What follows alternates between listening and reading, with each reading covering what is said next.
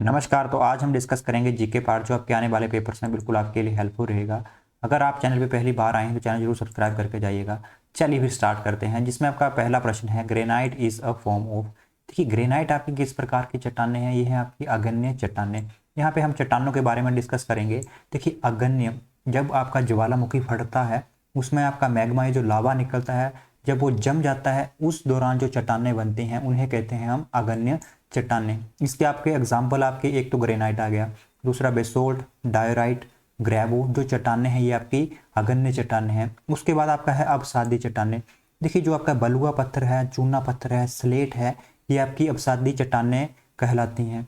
देखिए, अवसादी चट्टानों से एक और प्रश्न बनता है कि जो आपके वनस्पति और जीव जंतुओं के जो जीवाश्म है वो किन चट्टानों में पाए जाते हैं? वो पाए जाते हैं आपके अवसादी चट्टानों में। उसके बाद आपके है कायांतरित चट्टानें। देखिए, जब आपकी जो आग्नेय चट्टानें हैं ये अपना रूप रूपांतरित कर लेती हैं, यानी कायांतरित कर लेती हैं आग्नेय चट्टानें प्रेशर और टेम्परेचर की वजह से, तो इन्हें हम कहते हैं मेटामॉर्फिक रॉक्स। इसके एग्जांपल हैं आपके जैसे फाइलाइट आ गया या सिस्ट आ गया। इसके बाद आपका अगला प्रश्न है, which of the following is a green house gas. देखिए, इनमें से कौन सी आपकी ग्रीन हाउस गैस है? तो ऑप्शन यहाँ पे बी सही होगा, कार्बन डाइऑक्साइड। देखिए, जो आपकी वाटर वेपर हैं, carbon dioxide, methane, nitrous oxide, ozone और क्लोरोफ्लोरोकार्बन जो हैं वो आपकी ग्रीन हाउस गैसेस हैं। इसके बाद आपका अगला प्रश्न है, the salinity of sea water is highest at. देखिए, समुद्री जल की लवणता अधिकतम होती है, ये होती है आपकी ट्रॉपिक्स पे, यानी उष्ण कटिबंधों पर। तो यहाँ पे ऑप्शन सी से ही होगा। इसके बाद आपका अगला प्रश्न है, the soil found in marshy areas are known as. देखिए, कच्ची क्षेत्रों में पाया जाने वाली मृदा इससे जानी जाती है, ये जानी जाती है आपकी बोग मृदा से। तो ऑप्शन यहाँ पे ए सही होगा। इसके बाद आपका अगला प्रश्न है, which of the following is a tropical grassland. देखिए, निम्न में से कौन सा उष्ण कटिबंधीय घास मैदान है?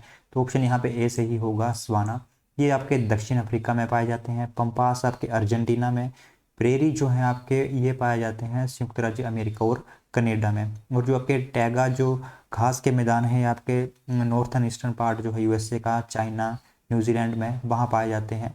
और ये जो सभी जो घास के मैदान हैं ये आपके तीनों, ये आपके शीतोष्ण कटिबंधीय घास के मैदान हैं। यहाँ पे सिर्फ एक जो सवाना दक्षिण अफ्रीका में पाया जाता है, ये आपका ट्रॉपिकल ग्रासलैंड है। इसके बाद आपका अगला प्रश्न है, horticulture is most wide spread in the. Horticulture सर्वाधिक फैली हुई है, ये फैली हुई है आपकी भूमध्य सागरीय क्षेत्रों में। तो ऑप्शन यहाँ पे ए से ही होगा। देखिए, जो आपका मेडिटेरियन सी और रेड सी है ये एशिया को अफ्रीका से अलग करता है। इसके बाद आपका अगला प्रश्न है, the main food crop of south Asia is. दक्षिण एशिया की मुख्य खाद्य फसल है यह है चावल। तो ऑप्शन यहाँ पे बी सही रहेगा। इसके बाद आपका अगला प्रश्न है, हिमालय की रानी है। देखिए, हिमालय की रानी आपकी कंचनजंगा चोटी है। तो ऑप्शन यहाँ पे बी सही रहेगा।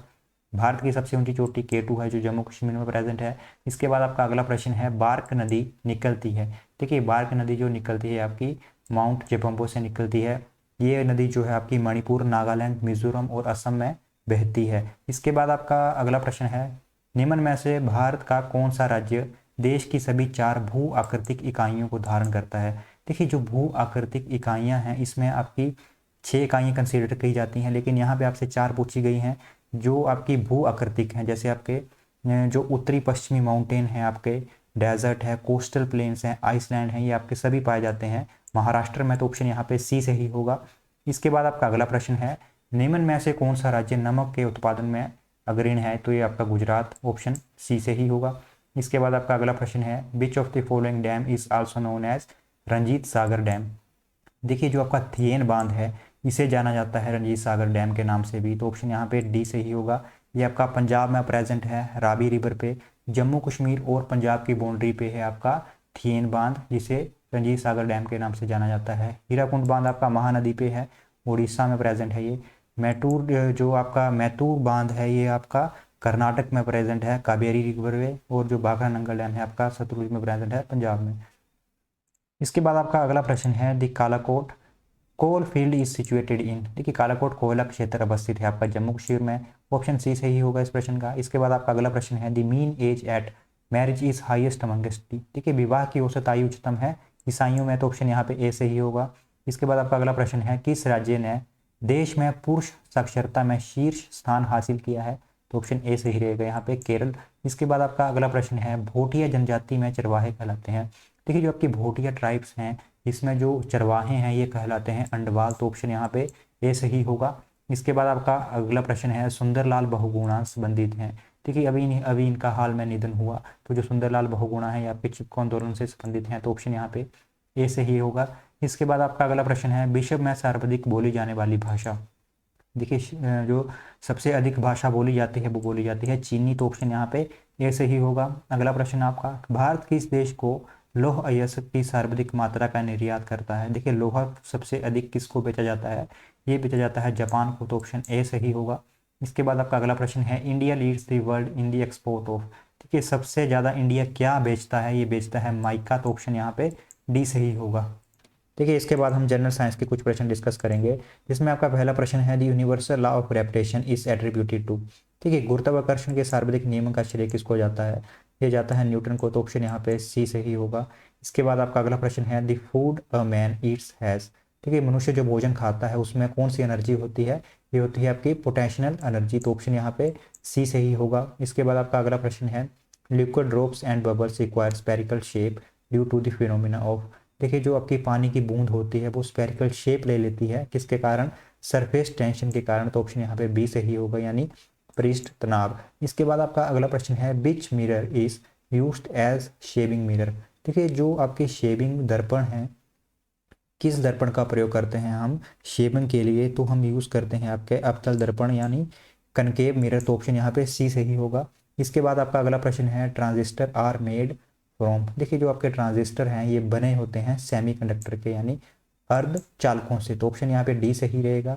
इसके बाद आपका अगला प्रश्न है विद्युत बल्ब का फिलामेंट सामान्यतः किसका बना होता है। देखिए ये बना होता है आपका टंगस्टन, क्योंकि इसका जो टेम्परेचर है, टेम्परेचर को एक्वायर करने की क्षमता है वो सबसे अधिक होती है आपकी। इसके बाद आपका अगला प्रश्न है भारत का सबसे बड़ा न्यूक्लियर रिसर्च रिएक्टर जाना जाता है, ये जाना जाता है आपका ध्रुव से, तो ऑप्शन ए सही होगा। इसके बाद आपका अगला प्रश्न है the widely used polymer polyethylene is made from. ये व्यापक रूप से प्रयुक्त पॉलीमर पॉलीएथिलीन बनाए जाते हैं आपके एथिलीन से, तो ऑप्शन यहाँ पे ए सही होगा। इसके बाद आपका अगला प्रश्न है rifamycin is a drug to cure. देखिए रीफामाइसिन इसके उपचार में प्रयुक्त औषधि है। देखिए टीबी के रोगियों के लिए आपकी दवाई दी जाती है रीफामाइसिन, तो ऑप्शन यहाँ पे सी सही होगा।